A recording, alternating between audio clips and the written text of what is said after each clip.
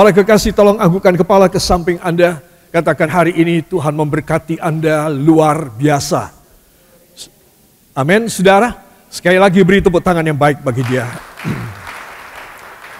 Semua berteriak, Immanuel, Ebenezer, Maranatha.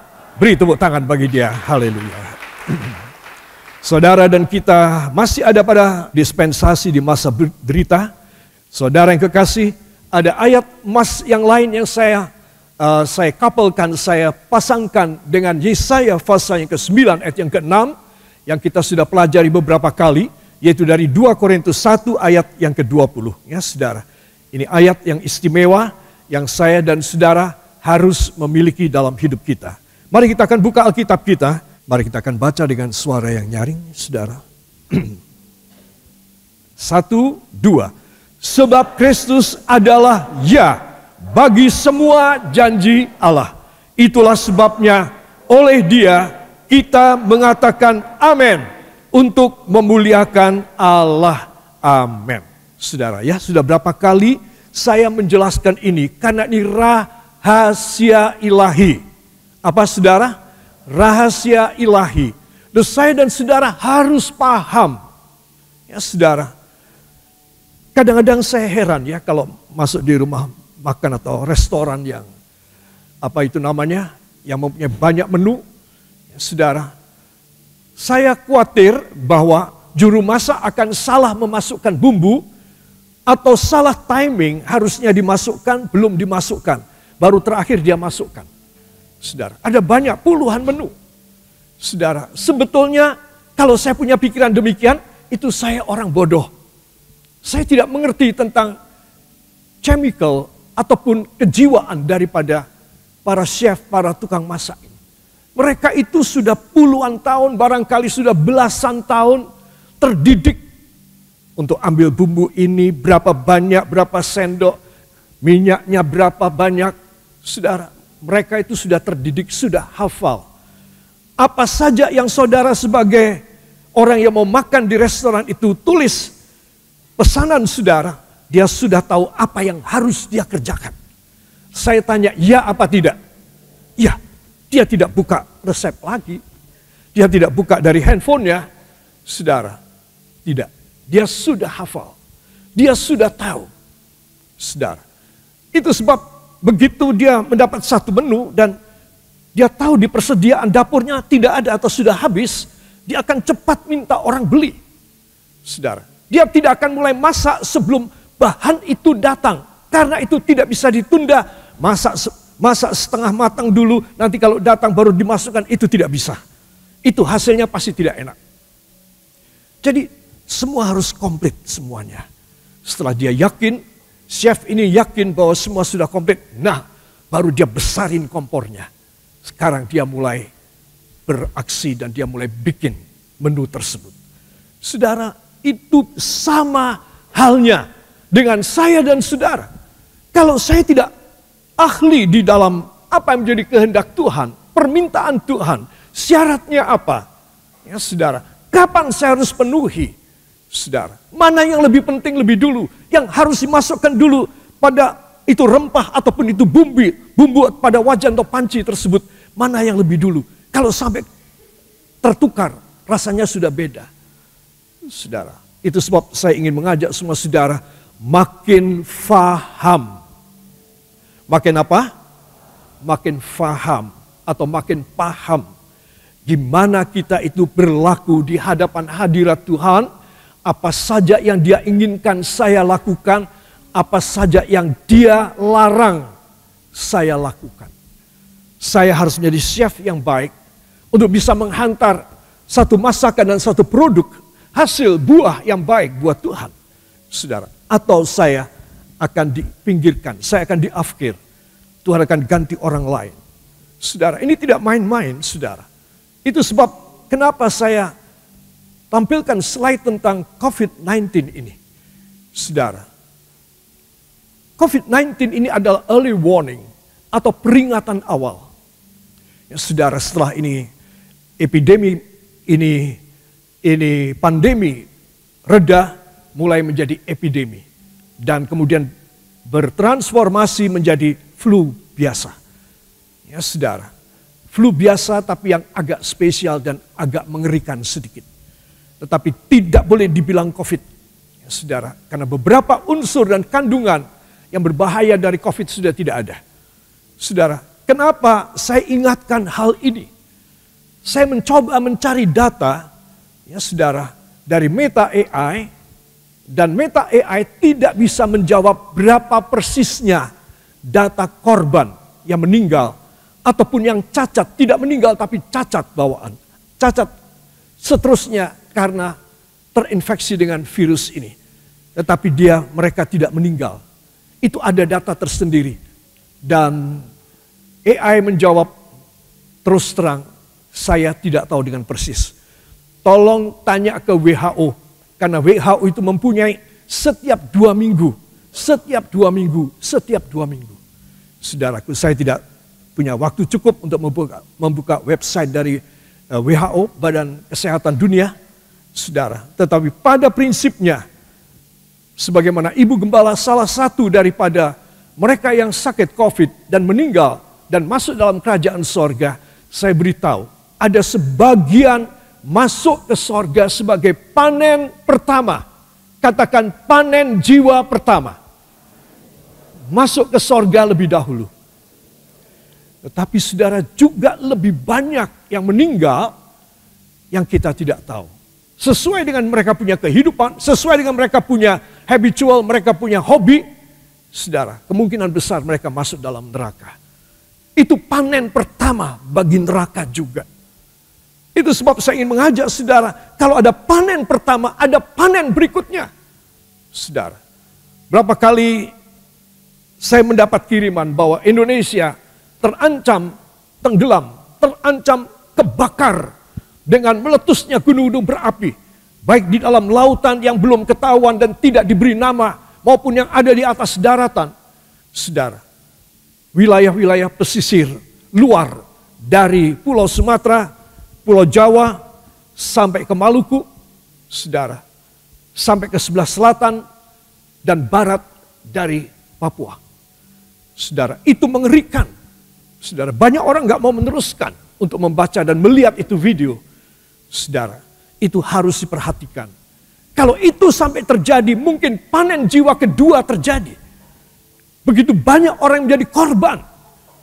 Sebagian masuk neraka. Hanya sebagian kecil masuk ke sorga. Jadi tidak mesti bahwa kita menanti kedatangan Tuhan di angkasa, baru terjadi panen yang besar. Itu pada akhirnya. Katakan, itu pada akhirnya. Namun sebelumnya, beberapa tahap panen jiwa akan dilakukan oleh Tuhan. Saudara, mengerikan kalau saya dan saudara luput sorga, ya tidak ada tempat yang lain kecuali dalam neraka. Para kekasih, saya perlu menjelaskan hal ini, saudara. Itu sebab menyatu dengan Kristus, saudara akan selamat. Kalau saya dan Anda tidak menyatu dengan Kristus dan kita menganggap enteng, kita menganggap, itu biasalah. Ya, besok lain kali kalau saya sudah ada waktu, kalau saya sudah cukup banyak uang, gak usah cari uang pada hari Rabu, tidak usah cari uang pada hari Minggu. Nah, saya mungkin akan datang sama Tuhan. Kemungkinan saudara sudah terlambat. Saudara, jangan mengentengkan hal itu. Itu sebab perlu saya menegaskan sebagai gembala saudara. Ya, saudara, sebab panen-panen berikut ini adalah murka Allah mendatang. Saudara, ada 7 meterai yang akan dibuka sesuai dengan Wahyu pasal yang ke-6 ayat 1 sampai Wahyu pasal yang ke-8 ayat yang ke-6. Tiap-tiap meterai segel dibuka. Timbul bencana yang dahsyat. Saudara. Dan ini tuh menurut saya ketika Yohanes di Pulau Patmos mendapat visi dan wahyu ilahi ini. Itu menurut saya perkataan meterai dibuka itu adalah sangat canggih sekali. Saudara. Semua meterai tidak boleh dibuka. Raja siapa, ratu siapa, kaisar siapa, kalau sudah dimeterai tidak boleh dibuka. Siapa yang boleh buka? Cuma raja atau ratu itu yang boleh buka. Ya saudara, pimpinan Mahkamah Agungnya, ataupun putra mahkota, ataupun juga kepala istana tidak berhak membuka. Yang boleh membuka hanya dia yang memeterai. Saudara. Jadi saya katakan canggih pada waktu Yohanes di Pulau Patmos melihat ada 7 segel. Dan 7 segel ini hanya Yesus yang bisa membukanya. Saudara, maka saya pikir apa yang diterima oleh Yohanes, saudara, pada 20 abad yang lampau itu sangat canggih. Saudara. Kemudian yang kedua, ada 7 nafiri ditiup. Saudara, ini adalah kontroversi daripada meterai. Nafiri itu selalu ditiup. Kecuali orangnya sakit, tidak bisa jaga, itu tentara sakit, harus tentara lain yang menggantikan untuk meniup dia punya nafiri. Nafiri wajib ditiup. Tetapi nafiri yang satu ini, saudara, tidak sembarang orang dan tidak sembarang malaikat yang boleh meniupnya. Ini juga satu misteri. Saudara, hidup kita akan penuh dengan misteri ke depan ini. Saudara, kalau saya dan saudara masih hidup sampai menjelang kedatangan Tuhan, kita akan melihat begitu banyak misteri ilahi terjadi, fenomena, keajaiban-keajaiban yang menggetarkan jiwa orang. Saudara, bakal terjadi. Setiap nafiri yang ditiup menghasilkan bencana-bencana alam dan bencana di langit yang dahsyat. Saudara, kita tidak bisa menguraikan hal ini. Ini terlalu rahasia. Jadi apa yang dirahasiakan? Meterai itu rahasia. Sekarang nafiri itu juga rahasia. Yang ketiga, cawan atau bokor yang dituangkan isinya. Juga 7. Angka 7 adalah angka sempurna ilahi. Ya, saudara, Wahyu 16 ayat 1 sampai 21. Tadi nafiri fase 8 ayat 7 sampai dengan fase 11 ayat yang ke-19. Cawan, kita tahu cawan untuk minum. Saudara, inilah cawan yang mirip dengan yang diminum oleh Tuhan Yesus di Taman Getsemani. Di Taman Getsemani, Yesus merangkap semua macam cawan menjadi satu. Dan dia meminumnya. Nanti yang akan datang, ada 7 cawan yang penuh dengan misteri hukuman Allah. Meterai dibuka, nafiri ditiup, cawan dituangkan dari langit, dari luar angkasa ke dalam dunia, ke atas dunia. Seluruh dunia keracunan, seluruh dunia kebakar, seluruh dunia kena pestilensi, sakit penyakit. Saudara, dan kita tahu isi cawan selalu cairan, dan cairan itu adalah cairan kutukan bagi dunia. Para kekasih, saya tidak menakut-nakutin saudara. Setidaknya selintas saudara harus ngerti. Saya harus paham. Karena ini ada satu hal yang penting sekali. Di rumah saudara boleh bercerita kepada anak-anak, cucu, keponakan saudara tentang apa yang bakal terjadi. Dan beritahu bahwa ini bukan dongeng.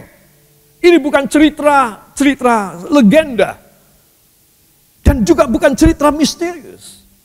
Ini apa yang bakal terjadi.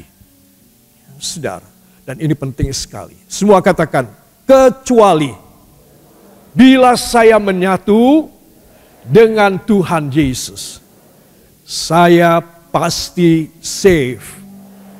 Beri tepuk tangan bagi dia. Haleluya. Saya tulis paling bawah, masih barani karas kepala. Ya saudara sudah tahu ya. Masih barani karas kepala. Seringkali kita keras kepala. Dan itu akan mendatangkan ini semuanya. Covid sudah lewat. Bahkan orang sudah melupakan. Ya saudara. Tetapi yang bakal muncul ini tidak bisa dilupakan.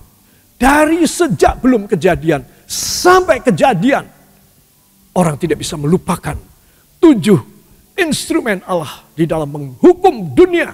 Semuanya 21 bencana dahsyat. Orang megap-megap tapi tidak bisa mati, kata Alkitab. Mereka berteriak pada gunung-gunung batu. Hai gunung batu, timpalah kami dengan batumu yang besar biar kami mati dan hancur. saudara, batu itu menggelinding dan menimpa orang-orang yang berteriak minta ditimpa. Dan semuanya menjadi tempe penyet. Semuanya menjadi wayang,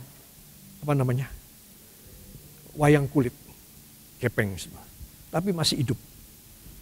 Masih hidup. Jadi tidak ada kematian pada waktu hukuman-hukuman yang dahsyat di akhir zaman. Sampai orang tobat, gimana caranya aku bisa mati? Tuhan kasih mati kami. Tidak ada. Kematian ditahan lebih dulu oleh Allah. Supaya apa? Supaya orang-orang tetap hidup, tetap merasakan siksaan akibat dosa mereka. Mereka tidak mau ditebus oleh darah Yesus. Mereka tidak mau makan dan minum tubuh dan darah Yesus. Mereka tidak mau mendengar firman. Mereka tidak mau diurapi kepalanya dengan minyak. Dan mereka tidak ada kematian buat mereka. Mereka harus menanggung siksaan yang dahsyat. Itu sebab anak-anak Tuhan perhatikan. Mumpung belum telat. Anggukkan kepala ke samping ya. Dengan hormat. Jangan mumpung belum telat. Gitu, jangan ya. Dengan hormat. Mumpung belum telat. Kata telat ini penting sekali. Ya saudara. Para kekasih. Dan saya ingin kita mengetahuinya lebih dalam. Dari 2 Korintus 1 ayat yang ke-20. Sekali lagi, karena ini adalah rahasia doa dijawab. Semua katakan rahasia doa saya dijawab. Saya tidak boleh keluar dari tata cara ini. Ya, kita sudah tahu kan? Ayo kita baca dari Alkitab kita. 2 Korintus 1:20. 1, 2. Sebab Kristus adalah ya. Bagi semua janji Allah. Itulah sebabnya oleh Dia kita mengatakan amin untuk memuliakan Allah, ya. Tetapi ini tidak memberitahu rahasianya kita bisa dapat. Walau Tuhan sudah berkata ya, belum tentu kita berkata amin bisa dapat. Makanya saya mengulik dari terjemahan New Translation by Moffat, ya saudara. Yaitu for in him is the yes that affirms all the promises of God. Hence it is through him that we affirm our amen. Dan oleh karena kita menegaskan keyakinan kita dengan amen. Nah, ini yang tidak ada dalam bahasa Indonesia, ya. Through him that we affirm our amen in worship to the glory of God. Jadi saya dan saudara harus tahu, para kekasih, walaupun saya bilang amen, Tuhan, hamba ini sudah bilang saben kali amen, tapi nggak terjadi pada hamba. Nah, Tuhan bilang sama saya, bilang sama saudara, ya, supaya kita that we affirm our amen in worship to the glory of God. Supaya kita menegaskan, memastikan kita punya amin. Enggak cuma omong doang, tetapi memastikan kita punya amin. Dipastikan dengan apa? In worship, dalam penyembahan. Dalam penyembahan untuk apa? To the glory of God, untuk kemuliaan Tuhan. Wah, masih ada 2 syarat terakhir. Ya, selain kita bilang amin, satu, kita harus amin ketika kita menyembah Dia. Jadi tidak ada doa pemaksaan, tidak ada intimidasi kepada Tuhan, tidak ada kita mendorong Tuhan kayak apa. Tuhan engkau harus penuhi. Kalau enggak aku malu Tuhan. Enggak ada. Semua harus dalam suasana kita menyembah Dia. Di dalam roh dan kebenaran. Boleh saya tanya, dalam sehari berapa kali saudara menyembah Tuhan? Saudara harus mulai masuk pada in worship to the glory of God. Kita harus masuk dalam penyembahan untuk kemuliaan nama Tuhan. Kita harus, saudara. Karena kita punya amin, kita punya iman dan amin.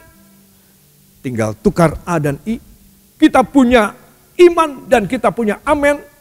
Gagal kalau kita tidak suka menyembah Dia. Bukan menyembah untuk mengeluarkan suara kita yang merdu, untuk kita memberikan air mata kita kepada Tuhan. Saudara, hanya karena kita terharukah, kita sangat touching, kita sangat touch, kita sangat terjamah. Tetapi kalimat terakhir ini penting. To the glory of God. Demi kemuliaan Allah. Kita sudah jauh menggunakan kemuliaan diri kita sendiri. Sadar, tidak sadar. Tetapi kita harus sekarang mulai stop itu. Dan kita mulai mengarah kepada kemuliaan Allah. Apapun yang saudara kerjakan, saudara memberi korban saudara. Mengembalikan persepuluhan saudara. Melayani Tuhan dalam bentuk apapun. Musika, dancing, maupun juga flag, maupun juga worship leader. Dan praise and worship yang saudara pimpin. Ushers, penghitung kolekta dan kolektan. Guru-guru sekolah minggu. Pelayan kaum muda. Semua harus to the glory of God. Kalau tidak, maka batal ayat ini. Yes-nya Tuhan batal. Aminnya saya batal. Aminnya saudara batal. Saudara, betapa ruginya kita. Kita harus menanggung semua dengan segala daya kemampuan kita sendiri. Gak kuat, tak kasih tahu. Anda gak bakal kuat. Saya gak bakal kuat. Kalau kita mau terlepas daripada itu semuanya, maka biarlah ya-nya Tuhan. Katakan biarlah yes-nya Tuhan ketemu aminnya saya.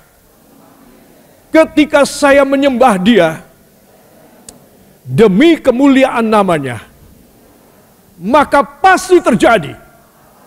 Amin. Mari kita baca sekali lagi terjemahannya. Paling bawah, karena di dalam Dia. 1, 2. Karena di dalam Dia ada ya yang mensahkan semua janji Allah. Oleh karenanya, melalui Dia juga kita mensahkan amin kita di dalam penyembahan bagi kemuliaan Allah. Beri tepuk tangan bagi Dia. Wow. Gak mungkin Tuhan tidak jawab saudara. Gak mungkin Tuhan gak jawab saya. Tidak mungkin. Saya akan selalu berkata, saudara akan selalu berkata pada iblis, please iblis, teruskan. Kau sudah telah kasih malu dia. Karena dia sudah tidak punya kuasa dan otoritas lagi. Jika saudara membaca ayat ini, saudara melakukannya dengan hati saudara. Tanpa tendensi dan tanpa maksud yang lain. Saudara hanya kepingin ayat ini memuliakan Tuhan. To the glory of God. Maka saudara pasti terima. Saya jamin saudara pasti terima. Beri tepuk tangan bagi Dia. Saudara, mengapa yes-nya Tuhan harus kita sambut dengan amin? Ya, ini penting sebagai rangkaian dari tadi. Ya, amin kita adalah tunduknya kita. Jadi orang berkata amin selesai doa, amin ada dua makna. 1, terjadilah seperti yang ku percayai dan seperti yang kau kehendaki. Ini arti amin pertama. Ya, saudara, dari bahasa Arabika sebelum di masa Abraham. Kata amin adalah mengiyakan semua yang Tuhan mau lakukan pada Abraham. Abraham menjawab amin, terjadi buat Abraham. Itu awalnya, ya saudara. Nah, dari bahasa Aram inilah maka keluar kata amin yang berarti seperti yang Abraham percayai terjadilah kepada Abraham. Sekarang kita mengadopsi bukan Abraham tetapi diri kita.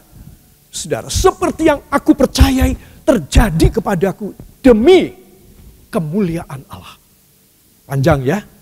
Ayo saya mau tanya. Apakah artinya amin? Terjadilah sesuai kepercayaanku kepada Allah. Itu 1. Dan sesuai kehendak Allah kepadaku. Itu nomor 2. Dan ketiga, demi kemuliaan Allah. Waduh, kok panjang banget ya. Atau kita ganti kata amin dengan kalimat yang panjang ini. Ya, sampai saudara lali semuanya. Ya, saudara, kita mengatakan amin itu mencakup 3 berganda iman kita. Ayo, saya ingin saudara paham. 1, terjadilah seperti yang ku kehendaki. Ya, senang kan kalau itu bisa terjadi. 2, katakan sesuai kehendakmu Tuhan. Ya, dan yang ketiga, demi kemuliaan Tuhan. Ya, supaya saudara itu mantap ketika saudara bilang amin. Wow, sekaligus 3 dimensi terjadi di hadirat Tuhan bagi saudara. Para kekasih, jadi saudara harus paham ya 3 makna dari kata amin. Dan 3-tiganya itu membuat kita itu rendah banget di mata Tuhan. Kita penuh dengan penyerahan diri, submission kepada Tuhan. Maka kita akan menerima keajaibannya. Ya, kita semua kalau minta pada orang tua kita atau pada suami atau sama istri atau sama anak atau sama family, kita hanya sebatas hal-hal in natura. Maksud saya in natura adalah seperti material, kemudian keuangan, ya, saudara, fasilitas, paling cuma. Tapi kalau saudara amin, saudara itu diterima oleh Tuhan. Wow. Saudara akan mengalami perkara yang dahsyat, perkara yang hebat dalam hidup saudara. Para kekasih, saya ingin kita semua melakukannya. Mengapa yes-nya Tuhan harus kita sambut dengan amin? Ya saudara, kita harus sambut dengan submission, penyerahan dan penundukan diri kepada Tuhan. Terus orang yang mengatakan berani bilang amin mulai sekarang harus nyadar, aku bilang amin ini dengan kepongahan, dengan kemampuanku, dengan kehebatanku, untuk kepujianku, atau aku mau menundukkan diri sekali lagi kepada Tuhan. Semua kata amin itu identik dengan submission. Penundukan diri kita kepada Tuhan. Makanya kalau saudara berdoa, saya beri pelajaran di dalam nama Tuhan Yesus Kristus, Juru Selamat dan Penebus kami, amin. Itu sudah rumus yang baik. Saudara pasti menerima kekuatan dari amin saudara. Amin. Ya, ini penting sekali. Saudara kembali angkat 2 tangan saudara dan terimalah berkat dari sorga. Itu sebab para kekasih, turunlah di atas kepala saudara damai sejahtera dan anugerah yang turun dari takhta Allah Bapa, Allah Putra, Allah Roh Kudus, Allah yang Maha Esa dan Maha Tunggal adanya, memberkati saudara dengan berkat-berkat jasmani, berkat-berkat rohani, penjagaan, proteksi, kebahagiaan, dan segala perkara yang terbaik bagi tiap pribadi saudara. Perjalanan saudara dalam kota, luar kota, kemanapun saudara berangkat, tiba dengan aman dan sentosa di rumah saudara. Korban kolektor saudara dihargai, teristimewa, segala pengembalian persepuluhan saudara, sesuai dengan Kejadian 14 ayat 18 sampai 20, sesuai dengan Maliaki 3 ayat 8 dan 10, sesuai dengan peraturan dari Ibrani 7 ayat 1 sampai 10, dikembalikan pada saudara kembali luar biasa, karena engkau mengembalikan apa yang menjadi milik Tuhan dan bukan milikmu. Diberkatilah saudara sampai lumbung-lumbung saudara dipenuhi dengan berkat Tuhan, dan kemuliaan Tuhan menyertai saudara. Damai dan sejahtera menyertai saudara hanya di dalam nama Tuhan Yesus Kristus, Juru Selamat dan Penebus kami. Dan kita yang percaya demikian mengaminkan. Amin. Beri tepuk tangan bagi dia.